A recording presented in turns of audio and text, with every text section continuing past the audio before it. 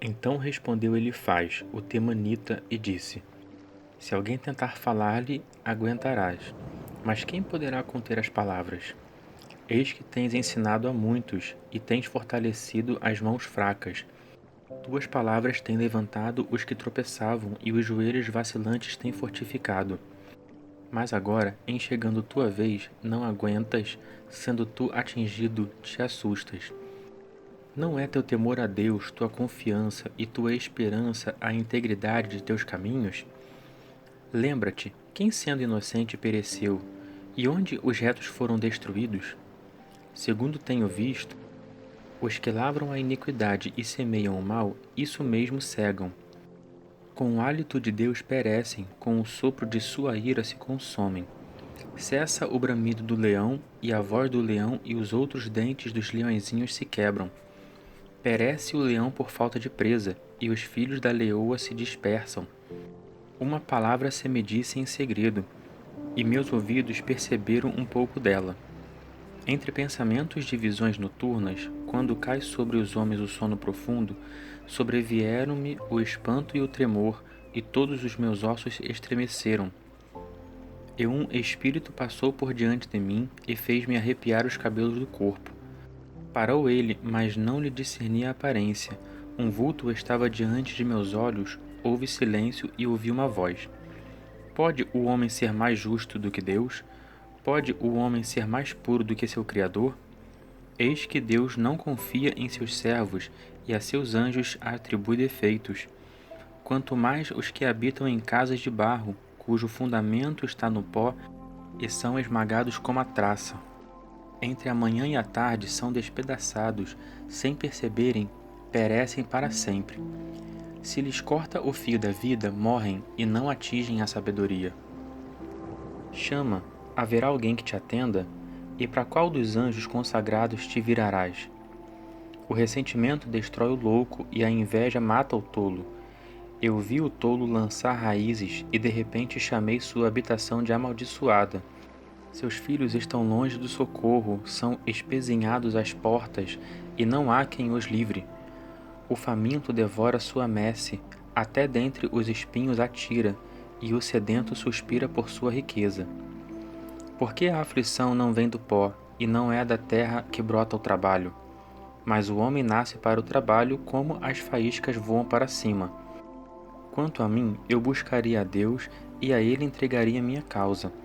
Ele fez coisas grandiosas e inescrutáveis, maravilhas que não se podem contar. Faz chover sobre a terra e envia águas sobre os campos, para pôr os abatidos nas alturas e os enlutados sejam salvos. Ele frustra os planos dos astutos para que as suas mãos não possam realizar seus projetos. Ele apanha os sábios em sua própria astúcia, e o conselho dos que tramam se precipita. Eles de dia encontram as trevas, e ao meio-dia andam como a noite, as apalpadelas. Ele livra da espada de sua boca o necessitado e o pobre da garra dos poderosos.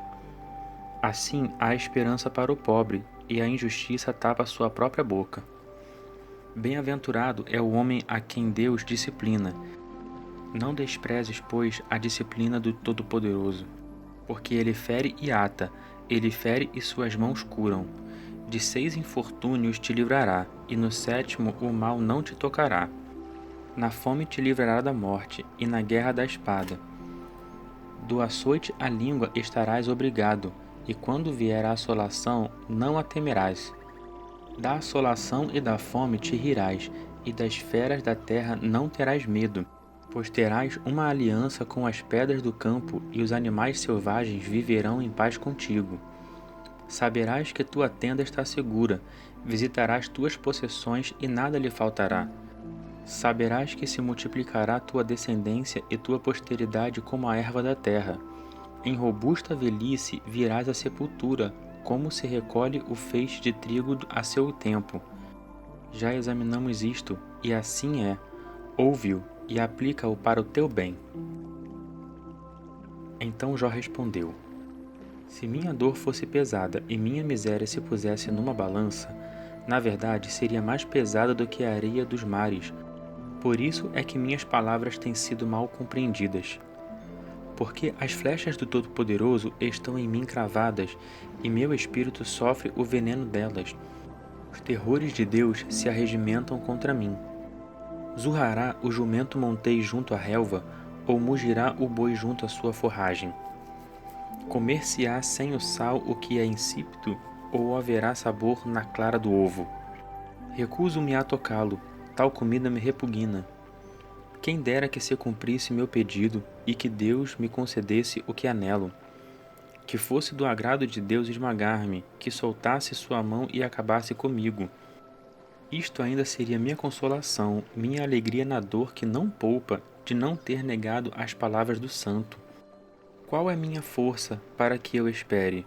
Qual é o meu fim para que eu seja paciente? É minha força a força da pedra? Ou é de cobre minha carne? Pois não haverá ajuda para mim e não encontro um conselho eficaz. Ao aflito deve o amigo mostrar compaixão, a menos que tenha abandonado o temor do Todo-Poderoso.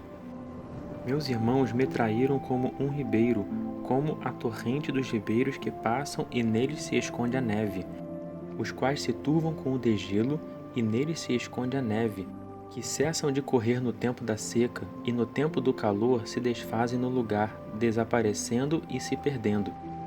Desviam-se de seus caminhos e o vapor de suas águas perece. As caravanas de Tema procuram água, as caravanas de Seba esperam por ela. Ficam envergonhados por terem confiado, em chegando até se confundem. Agora tais vos tornastes para mim, vistes o terror e temestes. Acaso disse eu, dai-me algo?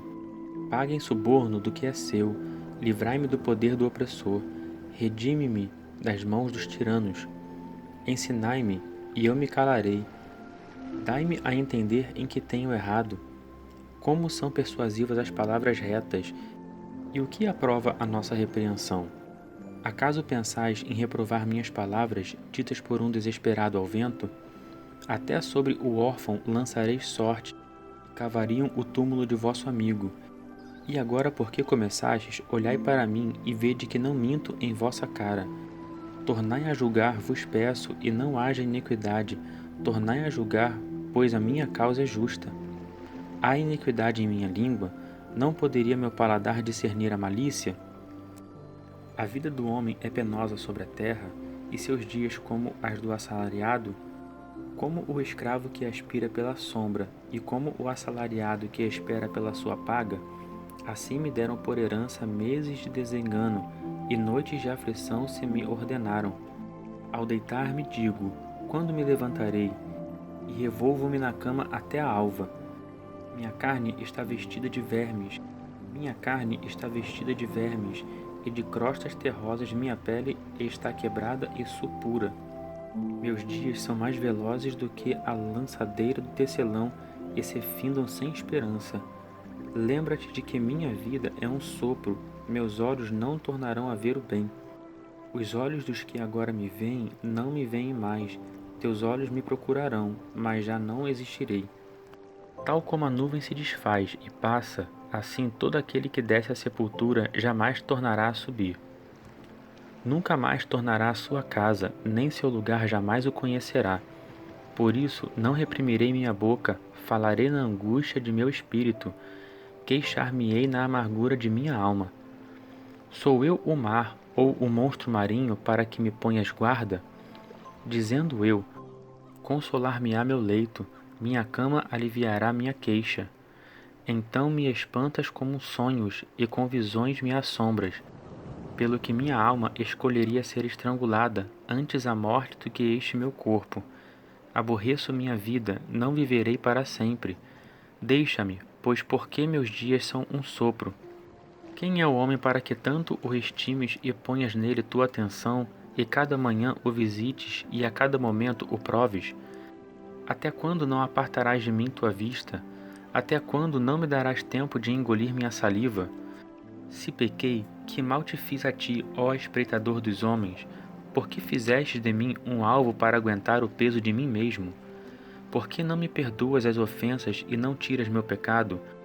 Pois agora me deitarei no pó, e se me buscas, já não existirei.